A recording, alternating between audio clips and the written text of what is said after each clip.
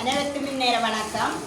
முக்கியமாக எங்களுடைய இந்த கிராமத்தின் நலன் கருதி எங்களுடைய சிறுவர் பெரியோர் என்ற பாகுபாடு இல்லாமல் எல்லாருக்கும் கண் பார்வை முக்கியமானது. என்ன அப்போ அந்த கண் பார்வைக்காக உண்மையாக எவ்வளோ காசு செலவழித்து எத்தனை ஹாஸ்பிட்டலுக்கு இறங்கி நாங்கள் சில பேர் தேவையில்லாத கண் பார்வை இல்லாட்டி பரவாயில்லை செலவழிக்கிறதுக்கு காசு இல்லைன்னு கூட இருந்திருக்கிறோம் இந்த கிராமத்தில். உதாரணத்துக்கு என்னையே சொல்லலாம். அப்படியான இந்த நேரத்தில் இந்த தேவையை கருத்தில் கொண்டு இந்த எங்களுடைய டிஎஸ் ஊடாக இந்த சிகரம் நிறுவனம் அதுக்கு ஏற்ற டாக்டர்கள் எல்லாரையும் ஒழுங்கு செய்து அவசரமாக இந்த ஒழுங்குபடுத்தலை செய்து இந்த இடத்துல கொண்டு வந்து நல்ல வடிவா குழந்தைகளுக்கு பெரியோருக்கு எல்லாருக்கும் கண்ணை செக் பண்ணி ஒழுங்காக அந்த கண்ணாடிகளை வழங்கிய இந்த நிறுவனத்துக்கு உண்மையில நன்றி சொல்ல நாங்கள் இந்த கிராம மக்கள் அனைவரும் கடமைப்பட்டிருக்கிறோம்.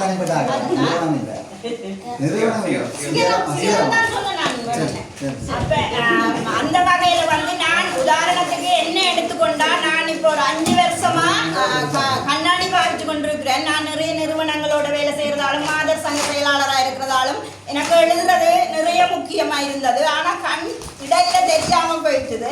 எழுத்துಗಳನ್ನು வாசிக்க தெரியாது. ஆனா நான் போய் கிளினிக் ஹாஸ்பிட்டலை செக் பண்ணின போது எனக்கு துண்டு தந்தவியல் முன்னுக்கு இருக்கிற NRS கண்ணாடி அந்த இதுல போய் கண்ணாடி எடுக்க சொல்லி சொன்னவியல். அப்ப நான் போய் கண்ணாடி எடுத்தனா முதல் முறை 7000 ரூபா, அடுத்த முறை 2 வருஷத்துக்கு ஒருக்கா மாற்றணும், அடுத்த முறை 8500 ரூபா, அதுக்கு அடுத்தது 9700 ரூபா கட்டி நான் கண்ணாடி எடுத்தேன். என்னன்னு சொன்னா கண்ணாடி இல்லாம உண்மையில ஒன்றுமே செய்ய முடியாது. நம்ம வீட்டில் சமைக்கிற வேலை மட்டுமே பரவாயில்லை, எழுத்துகள் நான் கட்டாயம் செய்யணும்ன்றதால நான் கண்ணாடி இல்லாம பெரிய சிரமப்பட்டு 9500 ரூபா கட்டி எடுத்தலாம். அந்த கண்ணாடி கடைசியில உடைஞ்சு போச்சுது.